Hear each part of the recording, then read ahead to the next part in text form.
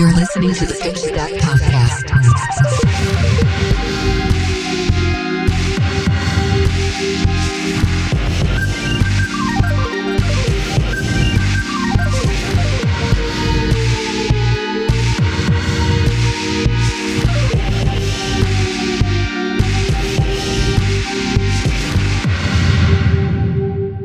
Okay, there we go.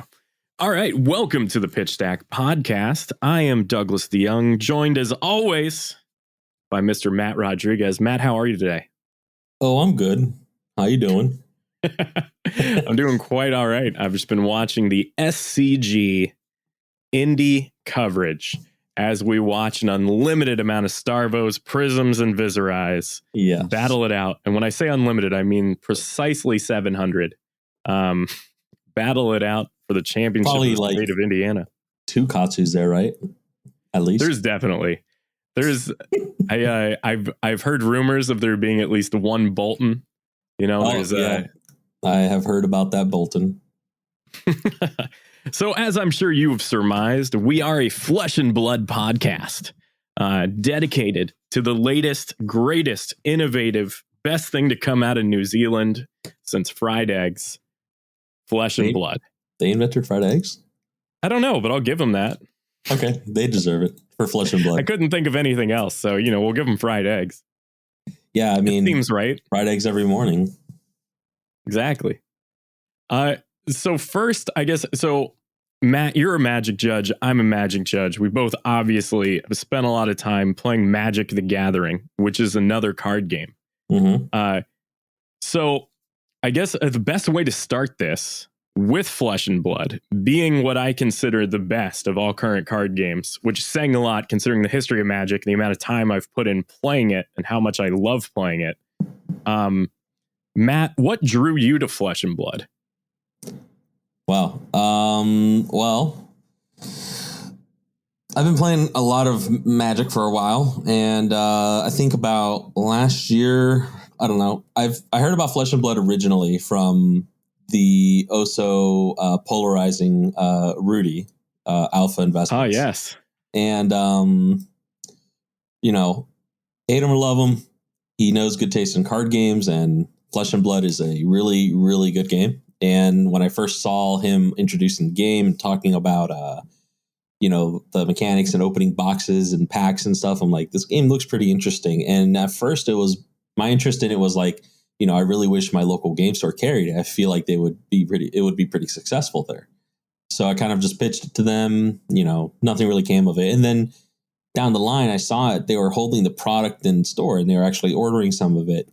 And at that point I was like, you know what? I'll buy a box, see what happens, right? I'm not really into the game, but what's the worst that can happen? Just crack a box and pull the cards, maybe throw a few decks together, practice the game. And if I like it, I'll play it. So I bought a box of Wraith, and this was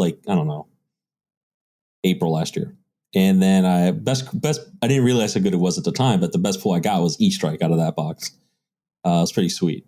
Nice. I also got a Crippling Crush foil. That was really good. Now it is, especially.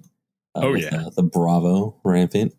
But yeah, that was a lot of fun. I threw some decks together, kind of got a feel for the game and how it goes. Saw that they got Arcane Rising Unlimited when that came out. I was like, okay, yeah. I get some of that, pulled Command and Conquer and Grasp, but I was like, oh man, Viserai is my guy. I love the colors, I love the schemes, the theme, the aesthetics, the lore. I'm like, this is my guy. So that was my favorite deck. I built that, went to my first armory, got swiftly defeated in all 4 games, but I did walk away with a Mangle playmat for my efforts and toughen it through all of the beatings. But it was a lot of fun. I met some cool guys, met Alex, as you know, and he kind of got me hooked into the community. We started talking about the RTN season that was coming up. And then that's when I started making a plan to participate in more armories and practice the game. And then, from there, that's just where it went. We just started playing. Yeah. It's weird. My story is really similar because I was playing a lot of Magic. And especially a lot of Modern. And I don't know if you've played Modern like within the last year, but it's expensive and it's not fun anymore. Yeah, I actually did, but it was like I played one deck and it was like I had no interest in sorry, small tangent, but I had no interest in Modern. I saw one deck.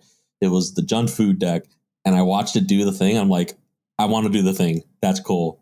Give me the deck. So I threw it together, played one game with it, and then I never did it again. Yeah, you got to get those Asmorano Mardica Darstina Koldakars. That's like the key to that Asmorano Mardica Darstina Koldakar. Exactly. So it's interesting. Like, so I enjoy Magic. I enjoy playing Modern. I don't actually think Modern's bad right now. I was at a point where like I was really frustrated with where Modern was at, and like you know, I watch a lot of YouTube. YouTube's like my background noise in general. And it's weird because my story is very similar. As I was watching, I turned on YouTube and was like, "Hey guys, Rudy here. Welcome to Alpha Investments," or whatever. And yeah. And so, and like, you know, he'd open up boxes of Flesh and Blood, and you know, I'm a simple man, so be like, "Oh, pretty. Those cards are nice looking."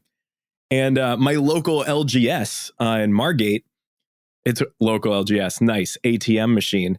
So my LGS in Margate, I would go there, and they had Flesh and Blood, but all they had were first edition boxes of Monarch, right? So it was always like, "Oh, that's the top shelf stuff. I can't touch that."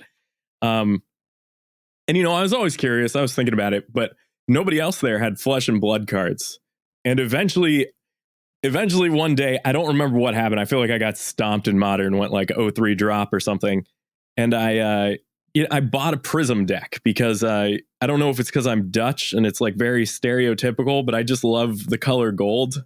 And so it's like, you know, I bought a Prism deck. I thought it was super cool. And they also threw in an IRA welcome deck. And they're like, "Here, figure out how to play." Oh, and I went over to one of my friend's house. Gold. Yeah, right. So I went over to my friend's house, and we had been playing trading card games together since we were like 9 years old. So we've been playing trading card games for over 20 years.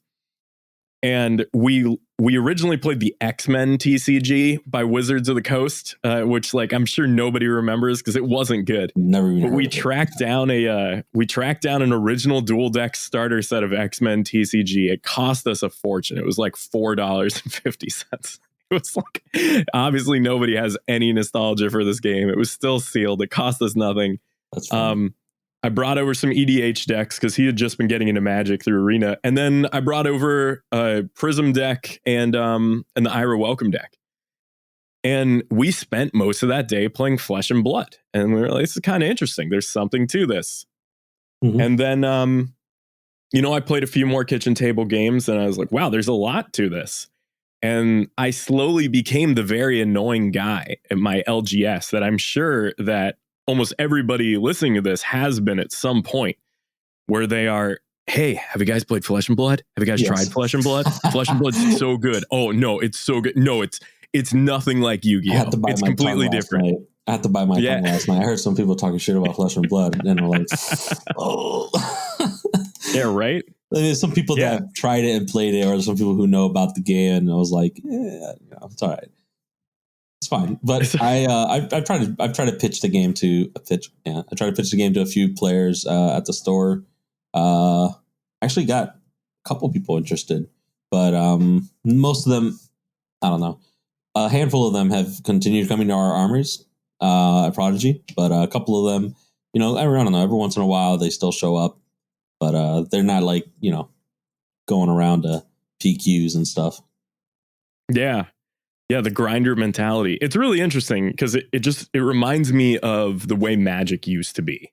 Mm-hmm. When Magic was amazing, and you would have these friends where you would just pile into minivans and you would drive to like a Grand Prix in the middle of like some terrible city where there's nowhere to eat but like a Hardee's. And you would just, you know, you would grind out these tournaments and PTQs and stuff. And Flesh and Blood has all of that, and it's back, and you're back in the van, and it's just in time for gas prices to rise to make it not fun anymore. I believe that the Hardee's is now, I don't think Hardee's is around anymore. I haven't seen one like 100 years. Well, they've got Carl's Jr.'s. That's what it is. They're fully Carl's Jr. now. So yeah, so Flesh and Blood really for me filled because like I still love playing Commander, Elder Dragon, Highlander, EDH, whatever you want to call it. Like, I still love playing Magic at a kitchen table with my old friends with our stupid dirtily decks that we've been working on for years. Like, my old neighbor, he has a Zedru, the Great-Hearted deck in Magic, where just the whole point is just to drag his feet and like laugh as much as possible, which is really great. And that's how I love to play EDH. And so really, I was missing this spot in my life for competitive card games, and Flesh and Blood showed up at just the right time, and it filled it. And no matter how many armories I get stomped at, I keep coming back, and I don't know what it is. I think I have the same thing you have. There's a bug going around, but I've never been the grindy guy, you know, like I've never been the tournament grinder. Like even when I started playing Magic, which was my first trading card game, technically, I mean, when I was a kid slinging Pokemon and Yu-Gi-Oh cards, that doesn't really count. But you know, actually full playing a game, I never was really interested in playing real competitively, like trying to qualify for any big events or anything. I kind of just like showing up and playing. You know, I tried a little standard. I've tried a little bit of everything except for like vintage. You know, tried a little bit of modern, tried a little bit of legacy, but I've never really been interested in like just going full competitive, right? But for some reason, like maybe that's why I built that modern deck, because I felt like maybe that's what I wanted to do now, start moving towards something more competitive. And then Flesh and Blood came like right at the perfect moment that really filled that gap, you know, like you were saying. And I've never been more motivated than I have been with this game. Maybe because it's new, or maybe because it's just genuinely a good game. Never been as motivated to like, you know, show up for everything as much as possible than I have now with this game.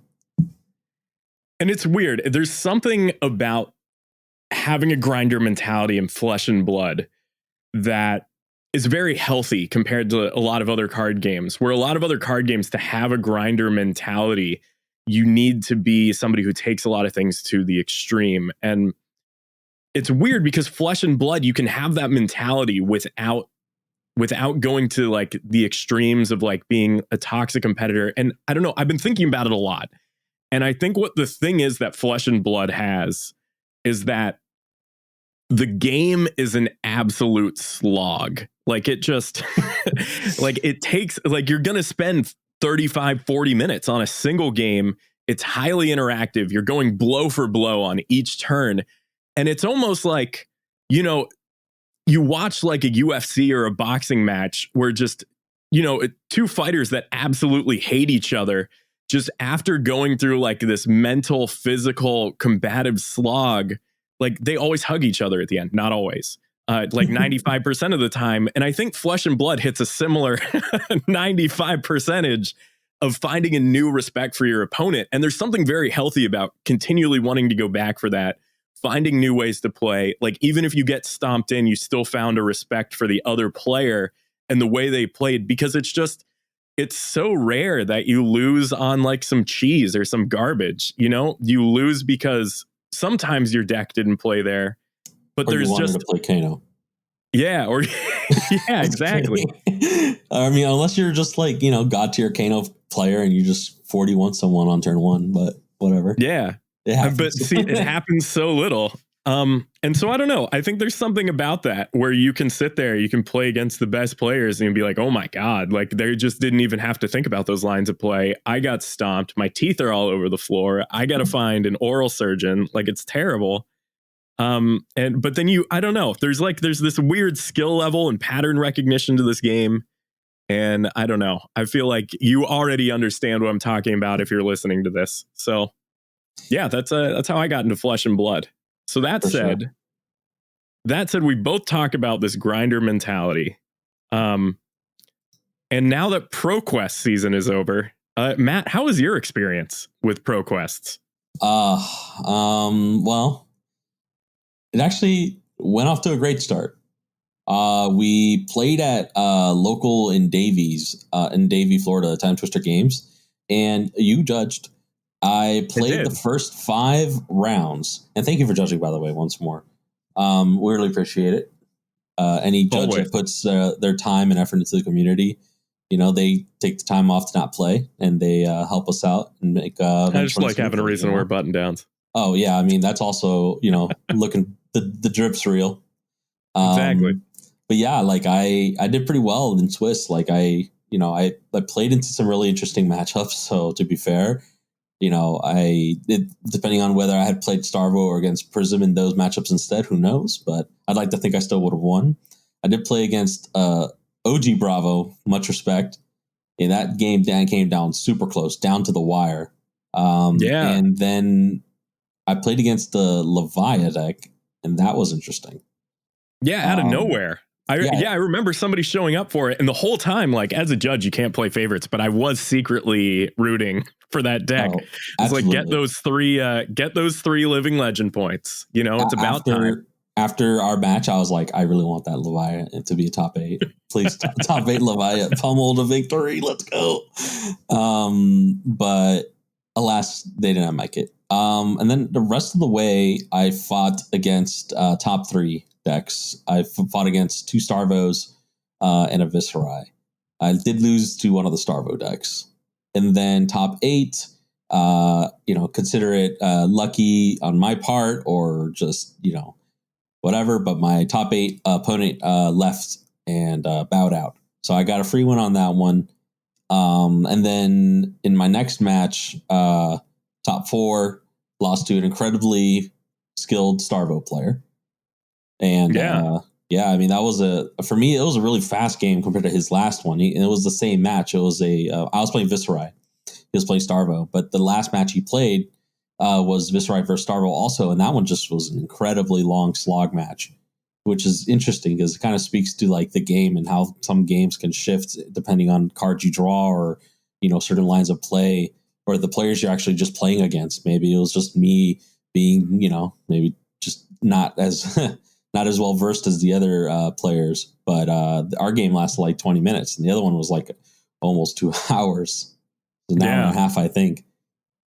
But yeah, that was an interesting PQ for me. I had fun. I top forward. I was very proud of myself.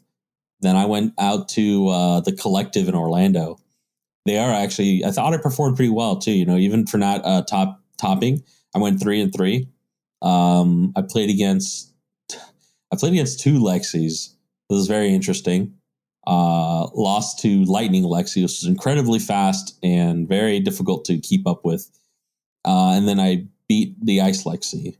And then I won a old him match in round 6. But in between that, I lost, let's see, I forgot. I lost 2 rounds against Vis. And I don't remember which one I beat in the middle. I'm trying to remember what deck that was.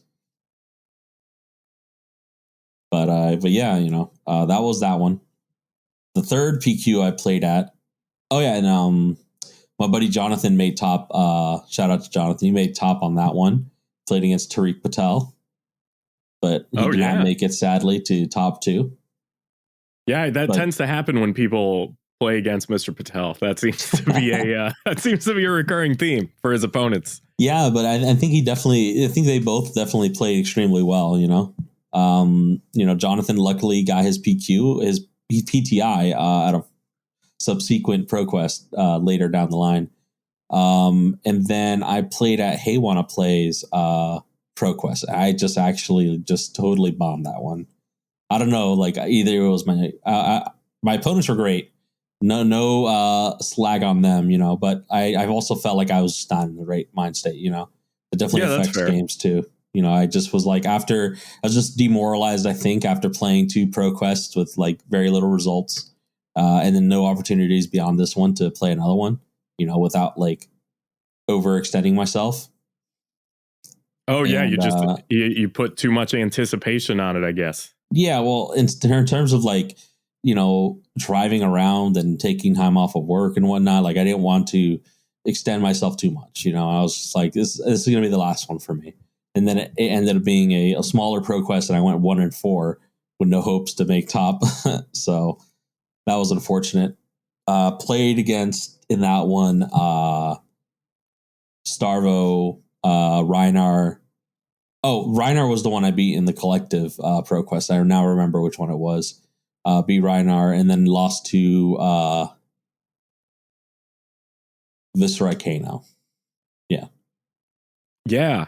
And it's interesting. So I love seeing Max show up with Rhinar because he absolutely loves that deck. I respect that. And man. he has. I don't know if you've seen his sideboarding guide, but it legitimately looks like a master's thesis. Like he printed it out and it's all like formatted and like just everything looks like he's ready to have it approved for a scientific journal. And it's just the man is absolutely dedicated to Rhinar. So I love seeing him show up with it at the ProQuest. I love when people are dedicated to the heroes. Yeah, I really like they that. are. Like, I'm dedicated to my Viceroy, you know, and I understand he's like top 3 right now. I mean, regardless of whether he was or wasn't, I'd still be out there jamming Viceroy, you know, whether we had those insane tools or not. Yeah, you got to amplify the Arc Knight. That's what I would probably be Arc Knight Ascendancing if there weren't like just better cards to be playing. Yeah, absolutely. But yeah, that is interesting though, because you know the very first ProQuest you played in. Obviously, I judged 2 of them. I didn't play in any because I'm terrible at this card game, but I sure know the rules. And you know that very first one, you're lost in the top 4. Like, not to sell you short of losing the top 4, but the guy you lost to was the one who walked home with the PTI. So really, it's a theoretical second place. You know what I mean? Like, you really did very well, and you were dominating all day.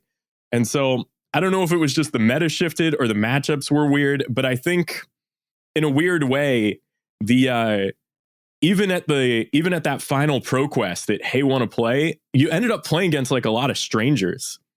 And it's really interesting to think about that, like as in terms of, does it give you an advantage in this game to play against somebody whose play style you know and are familiar with, you know, regardless of the deck they're playing?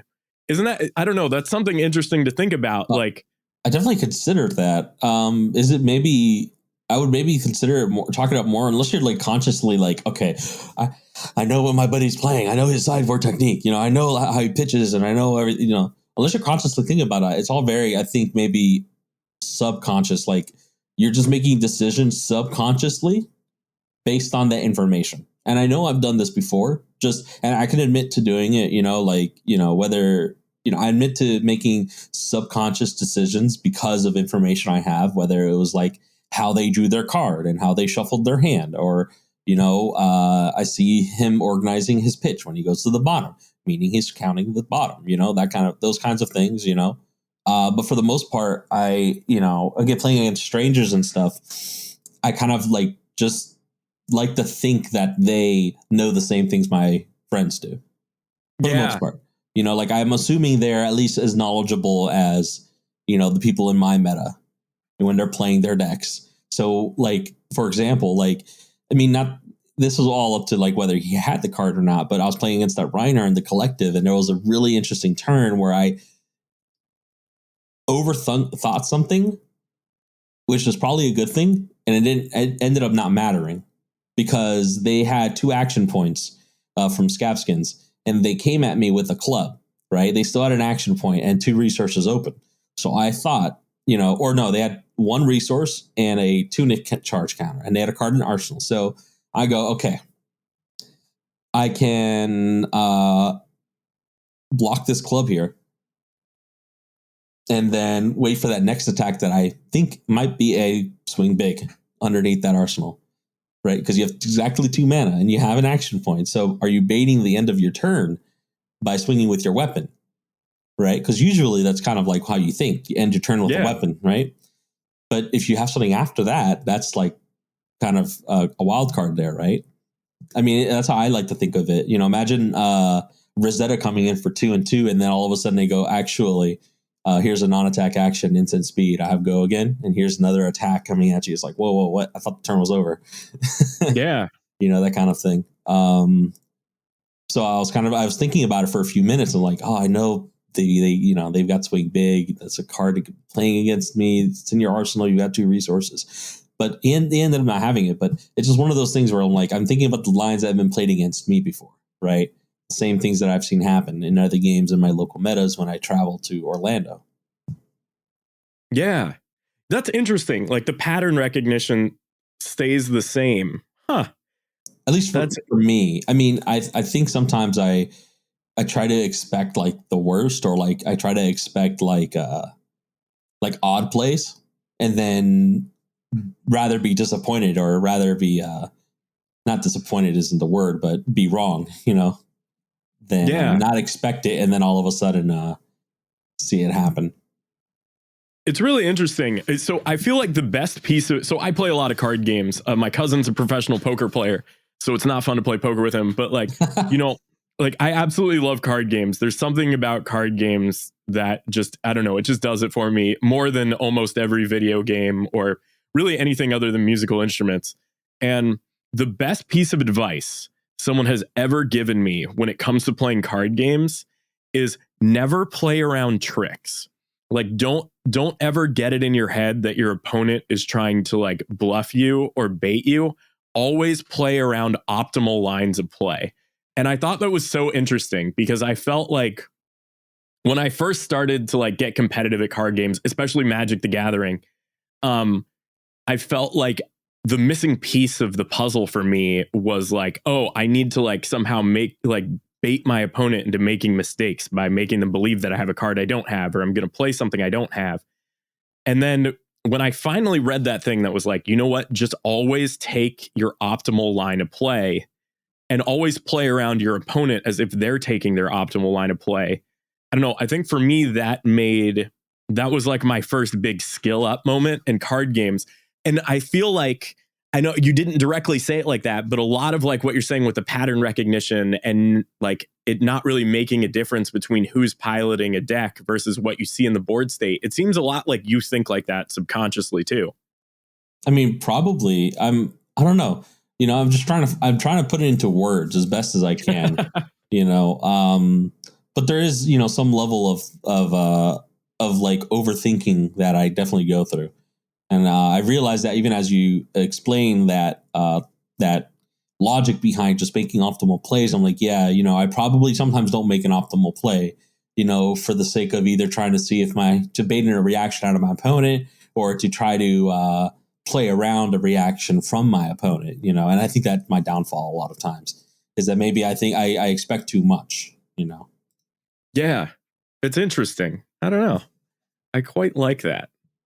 And you know what? The other thing that's interesting is you mention like a lot of surprise interactions, especially like there with Runeblade decks. When you mentioned, swing with Rosetta Thorn, instant speed, non-attack action to give it go again. And so this leads me not entirely into our next section, but we'll get there. People always tell me, so I'm a Magic judge, I'm a Flesh and Blood judge, you're a Magic judge. One of these days, I'm going to sit down, force you to take the Flesh and Blood judge. Yes. Just so there's somebody else to consult. I look forward to it, yes. I would like to judge some locals. What's really interesting to me, though, is people always tell me that Viserai is the judge deck, where it's if you know the rules extremely well or card games extremely well, there are so many bizarre little interactions with Viserai or Runeblades in general that they are the judge deck where you have to know the rules extremely well, especially like with Popping Spectre, giving I would argue that LSS thinks otherwise. Otherwise, we would get more Runeblade judge promos, as many as we have Prism judge promos. I think you're 100% right. and I'm sorry, Illusionist playmats as well, light playmats as well. Okay, well, a City of Solana playmat. Well, okay, to be fair, the first judge playmat that I recall seeing, like maybe there's one that's even earlier, but the Demonastery is a judge playmat. So that is a Runeblade thing. That is Runeblade theme thing. That is judge promo. But yeah, I think I agree. I think that's kind of like I think judges like especially in Magic too, right? I don't know about you. Like the reason I became a Magic judge is because I would like learn rule interactions between certain cards or certain ways you can do things. And I'm like, whoa, that is wild. Can you actually like not like trying to angle shoot, but like kind of play it out and then show other people like, did you know you could do this? And then you do the thing and you're like, oh my God, what? Like that kind of thing really got me excited about playing Magic. And that's kind of like, it's kind of like how I build my deck sometimes. Like I love activated abilities. If you look through any of my commanders for my EDH decks, like most of them have some kind of activated ability I can like abuse by doing it on my opponent's turn or like, untapping it and doing it again. Like just all those kinds of cool interactions, abusing, paying for costs and stuff. Those are the kinds of things I love to do. And I think that does kind of come in with Runeblade too, because, you have the cost reduction stuff. You can play around frostbites with reduced to rune chant. It's like I have 5 frostbite. I have 4 frostbites. I have 5 rune chants. I'm still playing my reduced rune chant for 0. I still have 3 rune chants. You gave me 2 frostbites. I can play my rune flash for 2, that kind of stuff. And then also creepers being introduced to Runeblade was just like a godsend. Yeah, right. And it's interesting that they're called creepers, because let's be real, those shoes look pretty loud. They also creep up on your opponents a lot. That's true. There's something to that though, where you mentioned like being able to show like cool interactions and stuff. There's like this weird high that comes with being a judge, where it's like you're constantly in the shoes of being like a really good math teacher, where you're like, actually, kids, the square root of -1 is I. And they're all like, what? And there's something there's just, I don't know, there's something like about being able to like immediately see those weird interactions, show them to your friends, and have that being like something cool they can take home and like constantly play in their deck forever. I don't know. It's cool. And so as a Magic judge and a Flesh and Blood judge, and I know especially I just think this is so good for the community in general and for Magic judges, is now the big news in Flesh and Blood. Comp Rules 2.0. Oh yeah. The second edition. They're out. Comp Rules 2 Origins. They're out. And it's so weird because I was going through all these and I'm going through the new weird interactions and stuff, what quote unquote weird interactions. And a lot of them were just like, oh, they threw out the weird Flesh and Blood rule and now it makes sense like Magic. So yeah, I don't know. Did you also get that feeling? Things make more sense now, like on paper, you know what I mean? Like as written sort of thing. Yeah, they absolutely. kind of make more sense that way. And especially, I don't know, this is such a godsend because I feel like, especially when you're around like experienced players of any card game, and this happens so much with Magic the Gathering, is there's a bunch of cards that are all trying to do the same thing to a certain thing at once, and then you got to order them. So Magic has this great thing called the layers system, which essentially is it's almost like a pachinko machine of like levels of like how you determine like things work and how you stack certain abilities. And really Magic designed it so that it would be a catch-all for any edge case that showed up when playing cards throughout the whole history of it. And thank God LSS did some research and we now have the staging system. Yes, the staging system. And it definitely feels like a catch-all, like the way you've said it. The staging system, as long as they don't introduce like, it feels like it catches all things that cards could possibly do, in which things might get complicated if we didn't have it. Absolutely. I mean, and especially because there's nothing really, almost all cards have all card types, so there's no real need to like swap out card types or and there's nothing that would really swap numbers around. Like that was like card types and swapping numbers around. Those are the big ones in Magic that really fall weird in the layer system. But yeah, it's so easy. It's like first it's effects that prevent changes are applied, then effects that set values, then we increase values and decrease values. We do it in that order. And it gets around this like really weird, clunky system of like, well, you announced you were going to play that card, but do you have priority? Is it in the arena yet? Like, is announcing that attack, resolving that attack? And I don't know. I think it's really great that we now have like the system for effects. They now have this new system where in order for something to fully be in the battlefield, it has to have resolved. And I don't know. So it's interesting. It does change a lot of the ways that cards interact with each other. And they do make a point of explaining certain interactions that used to work another way, but now work totally different, which is good. Yeah. But I think a lot of players are going to find out the hard way at their local armories, and hopefully not at like a calling, or at, the Pro Tour. Hopefully they've caught up on all the new CR changes by then. But it'd be a terrible shame to be playing a Pro Tour and then realizing that you're, the way that you thought this card interacted on the stack does not interact that way anymore. Yeah, that'd be horrific. Really bad. That'd be egg on your face. Bad end to a good run. Now I didn't really look too deeply into the Viscera, like the article that went over the Runeblade cards that have been changed. Did any interactions from that stand out to you at all? So I'm not particularly familiar about the Runeblade cards. The one you mean the CR changes for Runeblade? Yeah, I don't. So I want to say that at least one card had something weird happen. I didn't see one where there was like multiple things.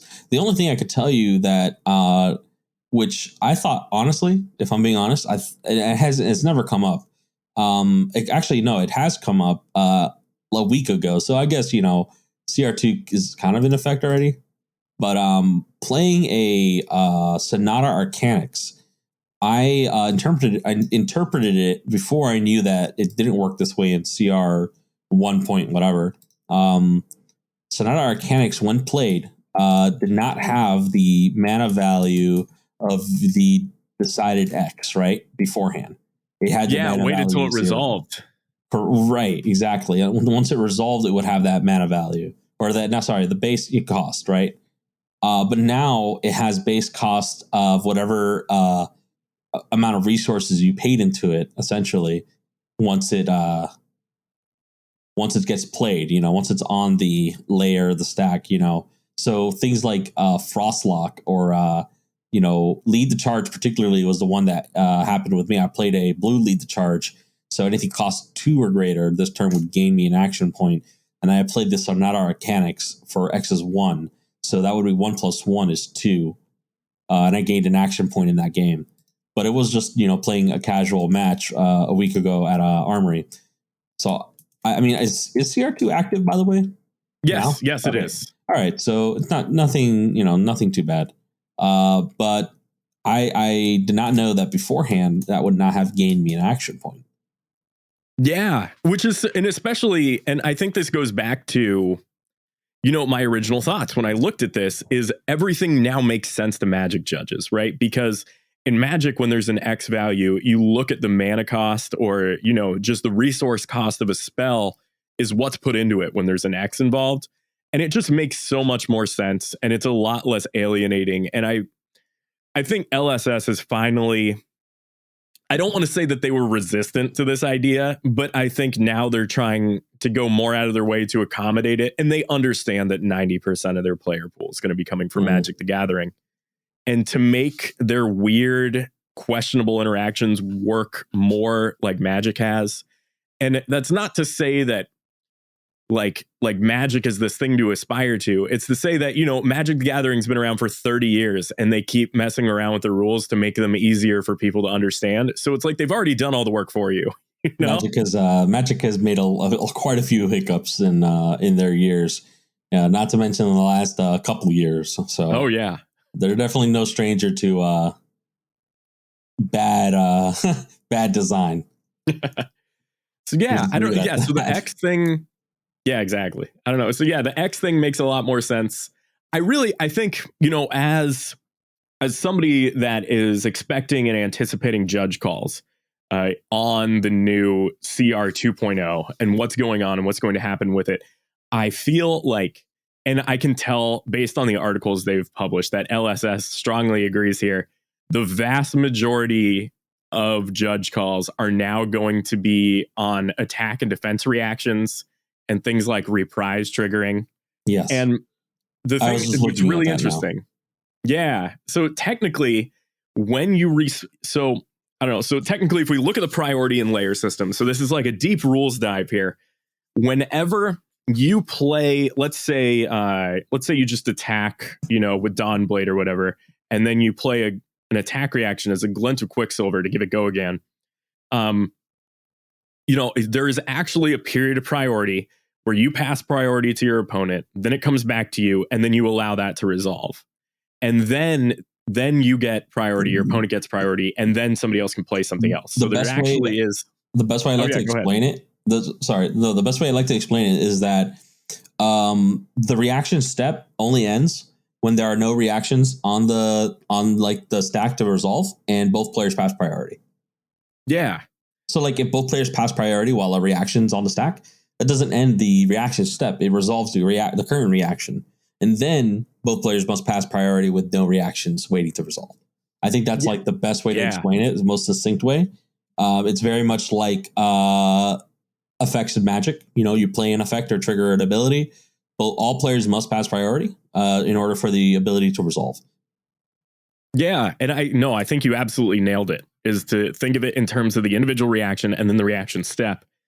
And so there is now this thing where, I mean, I'm going to keep calling it the stack until they can legally start calling it that. But now there's this thing where within the layers and the stack, when you have an attack reaction, for something like Reprise to trigger, where it sees if your opponent has defended with a card from hand this turn, that card needed to have resolved, not just placed on as a layer. And I feel like that is going to be the most complicated thing for people to get their heads around initially.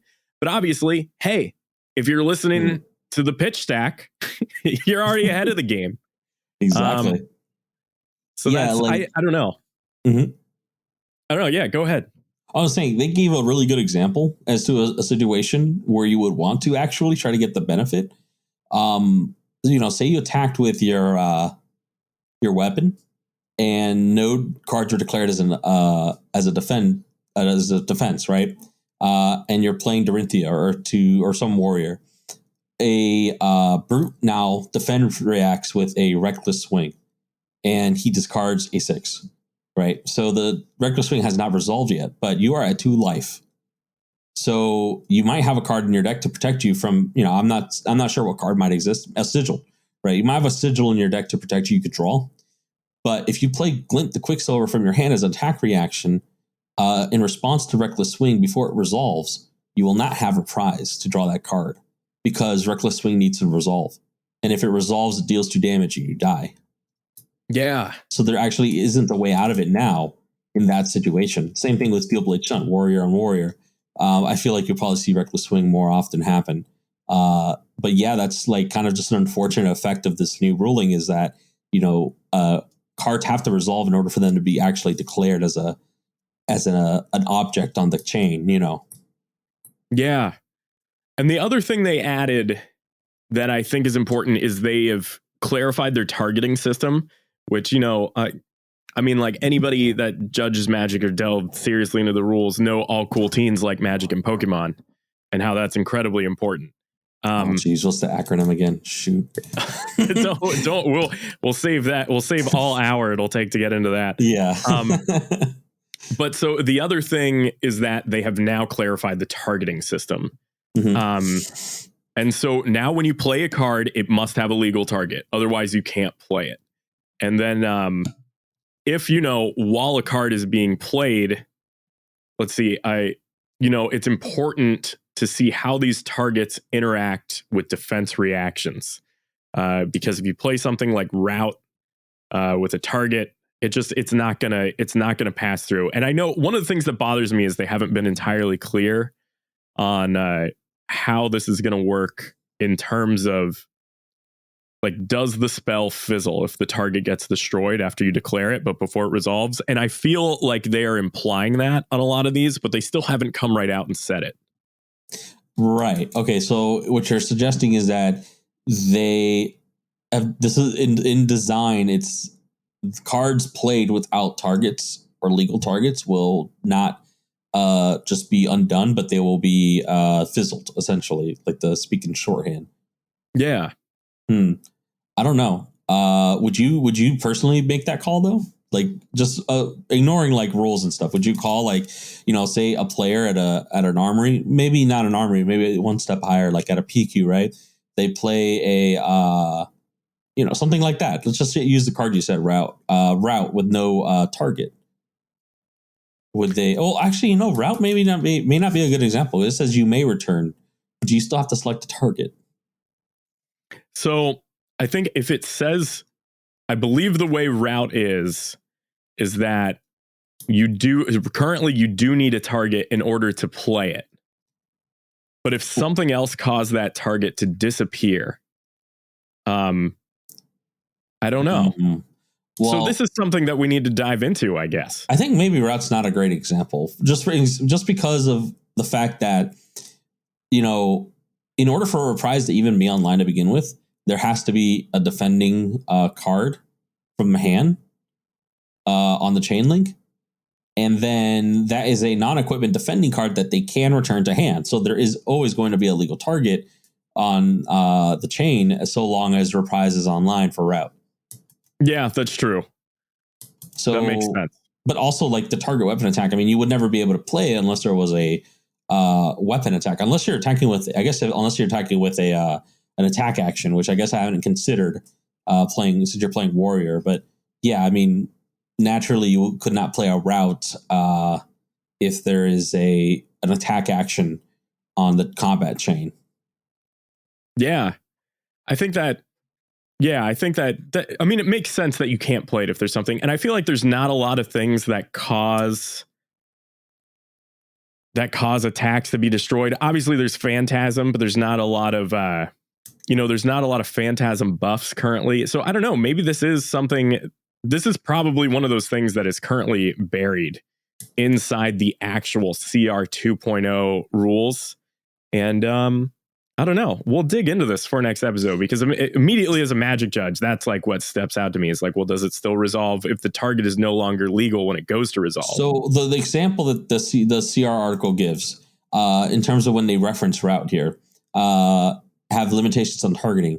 The example that they give is before Route resolves so the defending player declares no defenses, right? So the attack is unblocked. The attacking player responds with a Route.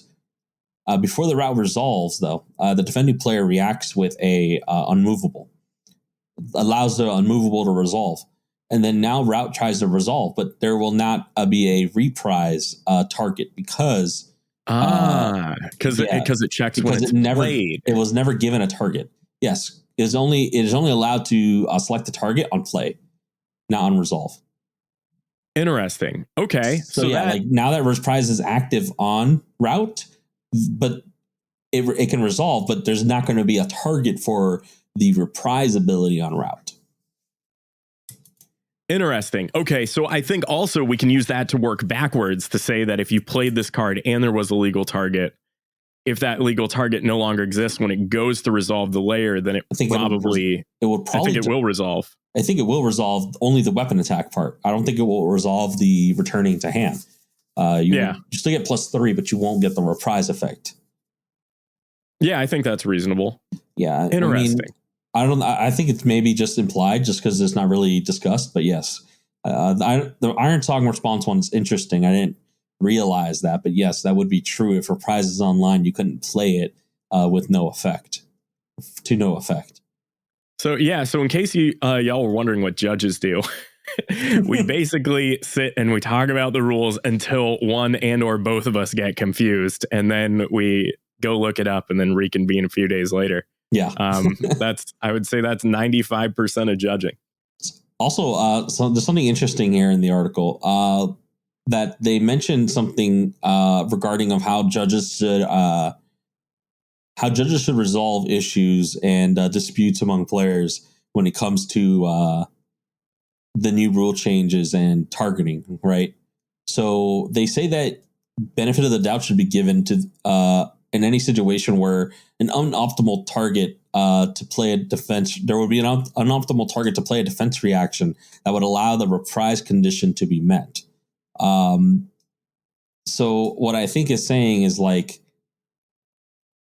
I'm trying to really word this correctly. But it would be ruled that unmovable was played after Route resolves to prevent cases of rule sharking or angling. So, like, for example, like somebody plays Route, you would naturally, like, the most reasonable thing for you to do is to play unmovable first, right? Or no, sorry. Yeah. I see exactly what you're saying. First, but if you like kind of let Route do the thing and then play unmovable, the player can shark you into like doing it the opposite way to gain a benefit. You understand? Yeah, this is actually really interesting because one of the things that they teach you when you're becoming a Magic judge is like how to determine like players' intentions when they were playing a card. And essentially you just what you do is you make sure that each player playing the card had their intentions line up with the optimal line of play, and that it would be weird for them to take a suboptimal line of play and like, like as if they were playing into a mistake. It's very interesting, and I think that lines right up with that. That's pretty cool. All right, so the other thing I'm really excited about with Flesh and Blood right now, on top of Comparables 2.0, is we now have dual decks. And I know, Matt, you and I have talked about this a little bit. There is a problem with the way that new players learn the game right now. And that's, I'd say, two of the most popular Blitz decks have weird errata in terms of Chain having Seeds of Agony banned, and Briar, obviously has the errata on the card itself. And if I'm not mistaken, I want to say Ball Lightning is either included with Briar or Lexi. Yes, both. Oh God, it is both. So I'm really glad to see that we now have the classic Warcraft 2 Orcs versus Humans. Yeah. I know Rhinar is not legally an orc. We all see the reference. I don't know. He's a brute. Is that his race? I don't know. I don't know. I feel like there's some lore that they have yet to explore. But I don't know. What do you think of this? Well, I might not have read the lore explaining if what Rhinar's race is. It seems like an orc to me, though. Yeah, very orc. Maybe explain it differently. I don't think I'd say he's an ogre. That's much more distinct. But orc is very like broad. It's more of a broad term. Yeah. I love these dual decks, honestly. The design, the price, the box design, like just in the one or two cards that we've seen, the Dorinthia and her mentor, like that's awesome. And it's back to what you're saying. The problem with Blitz decks is, yes, at least the last two, well, not the last two, the only two sets to have had Blitz decks released with them have sadly not been very beginner friendly decks.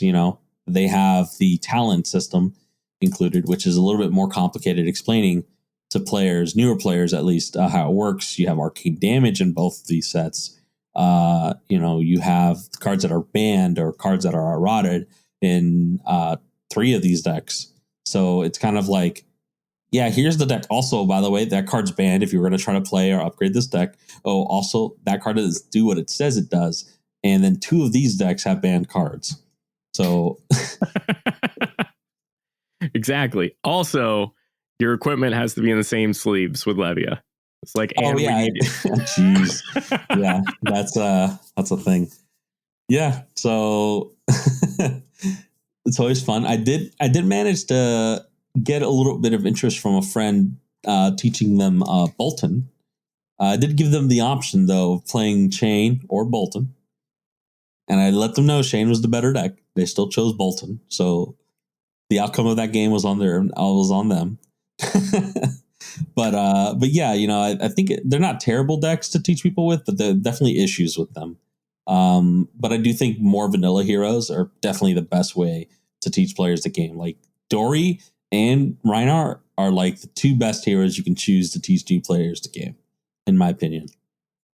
Yeah. And it's interesting too. I feel like I agree with that so much because the Ira Welcome deck obviously is designed to be the starting point of Flesh and Blood, either that or a Blitz deck. And everybody that plays the Ira Welcome deck, they have the exact same reaction when they play a game with a different hero where they're like, oh, you mean all my attacks don't have go again? Where they just like, I don't know, there's this thing with the Ira Welcome deck where you just assume everything in the game has go again. Mm-hmm. Because, everything in that deck has go again. Yeah, and I also think that the Ira decks are just are for teaching the rules of the game. I think that's the best way. That's the best use of the Ira decks, in my opinion. And then for teaching gameplay, the 4 Welcome the Wraith heroes are perfect, and I think Rhinar and Dory are the ones that encapsulates that the most because they've got everything going for them. Rhinar has the additional costs. He's got drawing cards. He's got discarding cards. He's got go again sometimes. He has buffs. He has reactions, and he has defense reactions. He also plays with action points. All the concepts in the game, essentially. And then Dory is the kind of like the other stuff that Reiner doesn't capture, right? Like reactions on attacks, weapon attacking, +1 counter on your weapon, all of the stuff that Warrior wants to do. And essentially both of these decks together, I think, will cover almost, if not all, things excluding arcane damage and like prevention effects that the game has to offer.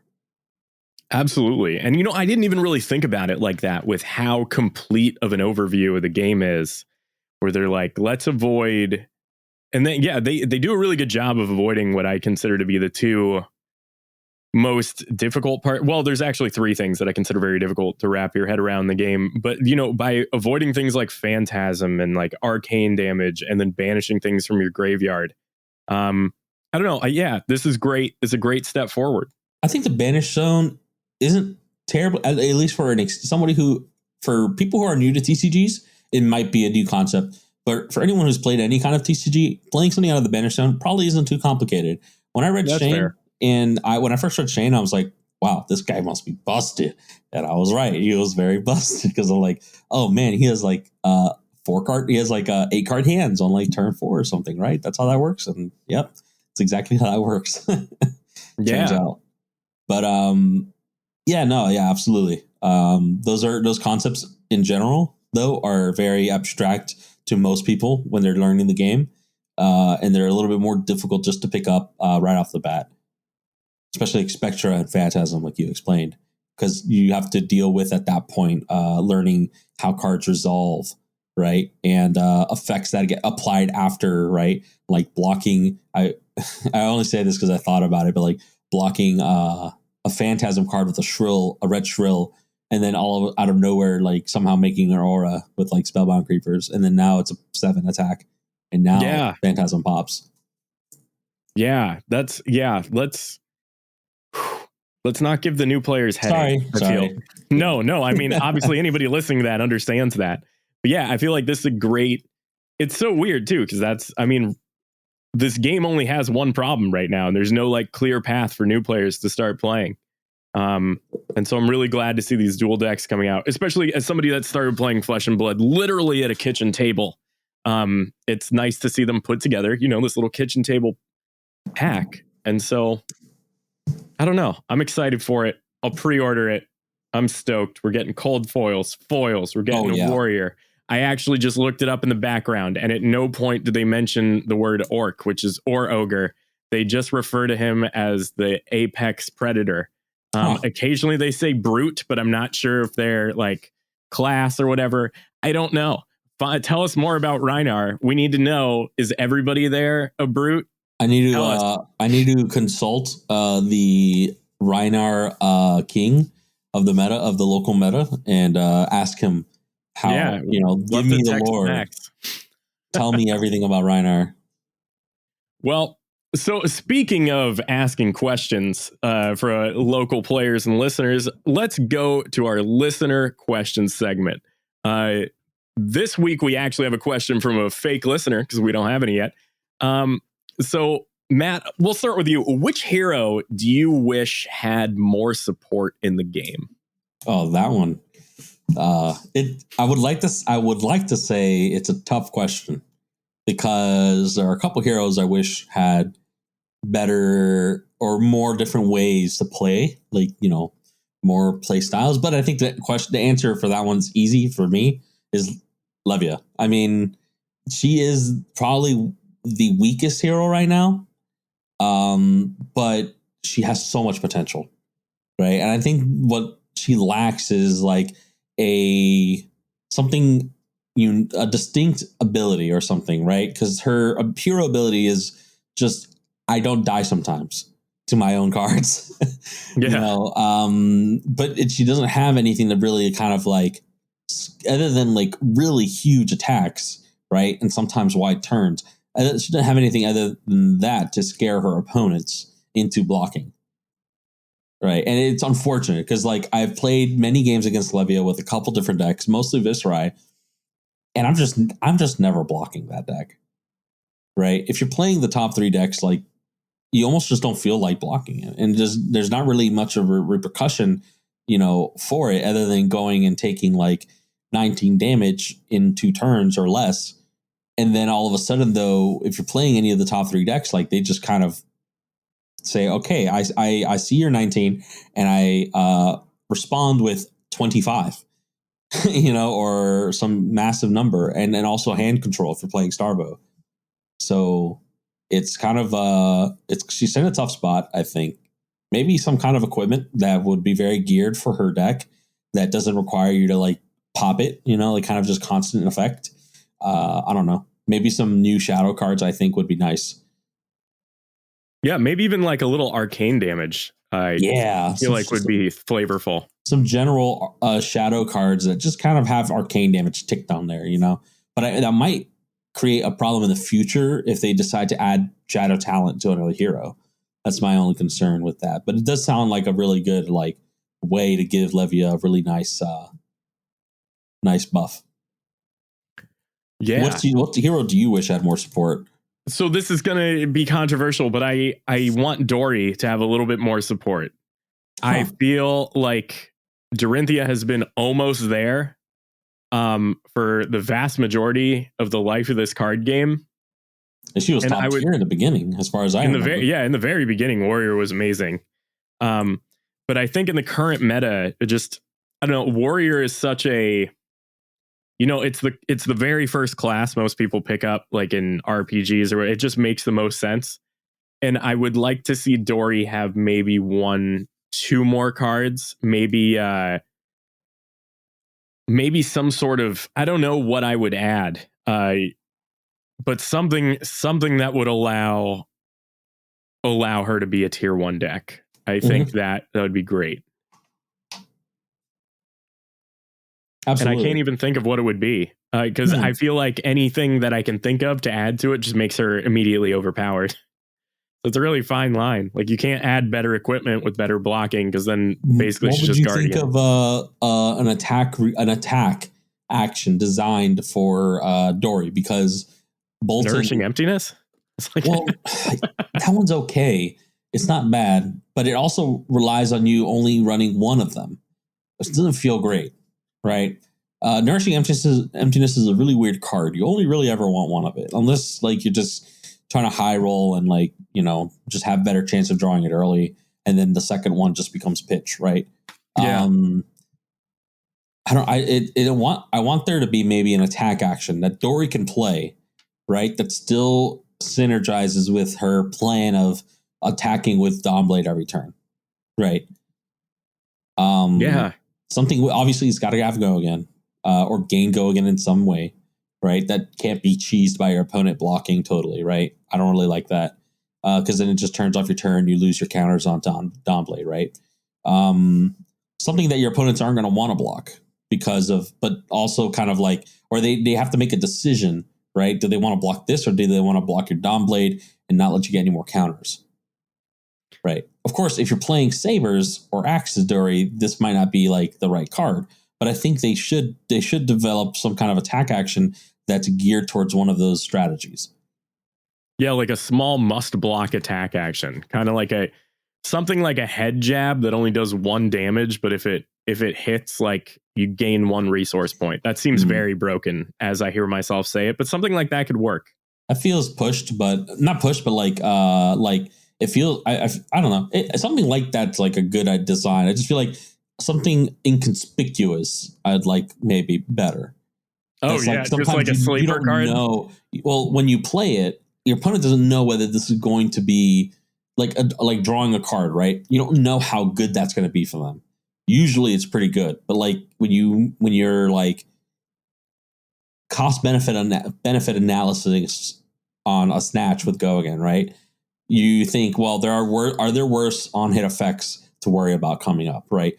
Am I more concerned about any attack reaction Dawnblade will get or the extra counter Dawnblade has? Like, how many counters does it have on it now? Is it a 3? Is it a 5? Right?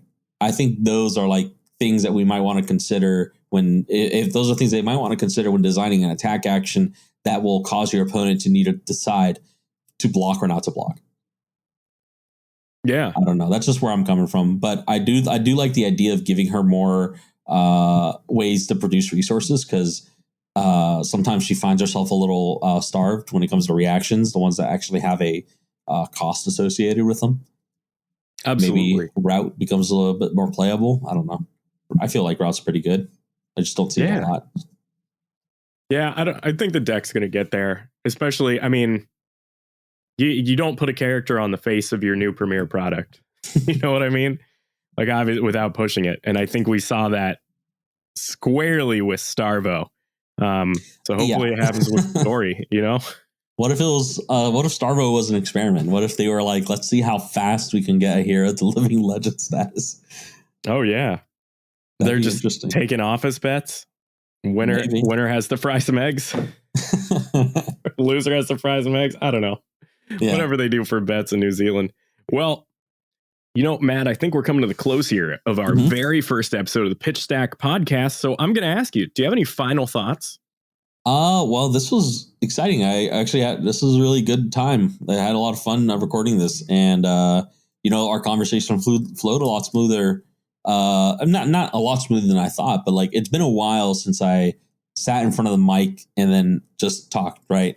It's been a while since I recorded anything for a podcast or any kind of YouTube thing for that matter. Many attempts before, but I do really love this game. I love playing it. I love learning about it. I love the rules. You know, I really want this game to succeed. I wonder what it's going to look like in the future. You know, a year, 2 years from now, what things we're going to see new, and that kind of makes me excited, honestly. And it's weird, you know, it feels so easy to do a Flesh and Blood podcast, because I'm sure as anybody who doesn't play Flesh and Blood knows, and they're probably not even listening to this, but people that play Flesh and Blood, man, do they love telling you about Flesh and Blood, because I'm definitely one of them.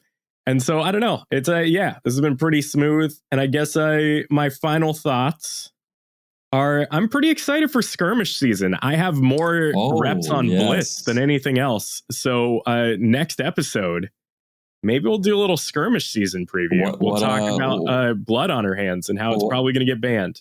Oh God, it sounds like you're playing Kasai. I was going to ask you, how do you feel about what heroes do you feel like you like the most right now in Blitz? So I absolutely stomped every single game against Kano with Kasai. And really, the only bad matchup I have had is against Rhinar. Oh, interesting. But just because the Intimidate's so good against warriors.